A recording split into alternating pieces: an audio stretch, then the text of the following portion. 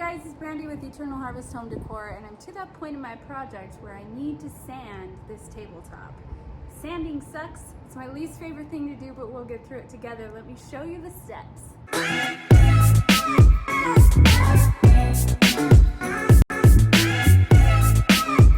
Okay, I'd also like to note really quickly that if you're going to be sanding, it's really good to make sure you have the safety gear that's necessary. I have some ISO-tunes ear protection, but you can wear any kind of ear protection. You're going to want a mask. This is an RZ mask, which is in my tools I use every day. There's also some more intensive masks that will catch smaller particles that I will list below as well. And you're going to want some goggles. I am packing to move right now, so I cannot find my safety glasses anywhere, so I won't have them on in this video, but I highly recommend that you get some good safety goggles and safety gear. Okay, you guys, I wore my special sanding socks just for you today. I felt it was fitting, and if you guys want to get your own, you can check it out on my website. I'll put a link below or a link up here, and you guys can go grab your own sanding socks shirt, and it'll be mailed to you pretty soon. But first off, I want to talk a little bit about the different kinds of sanders. I personally have two. I have a belt sander, which is this one, where you put the sandpaper on here and it runs around on a belt. And this is really great for taking material down. It's kind of aggressive. It's an aggressive sander. So if you have two boards that are a little uneven, you can kind of use this belt sander to get them a little more flat and ready for the next stage in sanding. And then I also have an Orbital Sander, and that's this. This is a Bosch Orbital Sander. I have it hooked up to my dust collection here. It comes with its own bag. You don't actually need to do that or have a dust collection.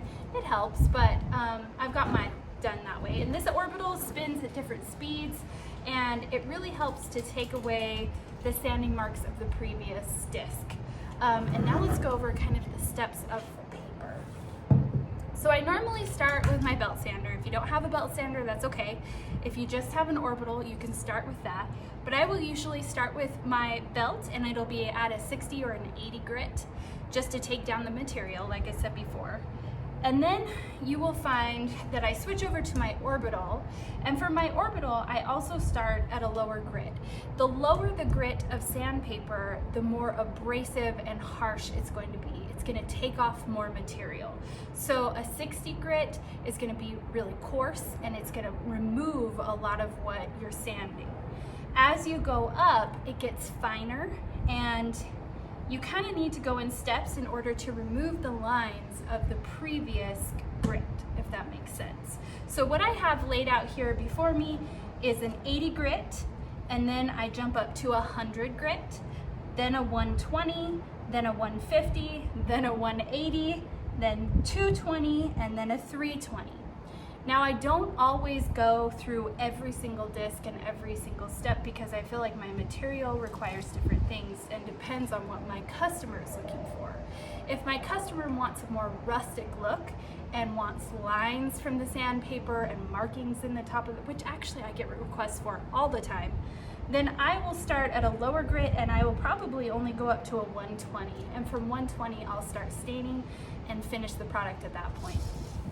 If I'm working with hardwoods, I will go a lot higher, and I'll take the steps a lot slower, and I will only go with my sander along the grain so that you don't get any of those tiny little squiggles, you don't get any sanding marks. And if you go really slowly up in grits, you'll get a nice, really smooth, beautiful finish on your hardwoods when you lay down the finished oil or coat, whatever it is that you're using.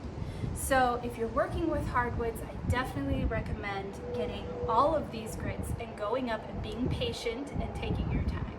If you're going for a more rustic or farmhouse look, then you can start with just these three, an 80, a 100, 120, and Klingspor. Let's see, they sent me out this pack.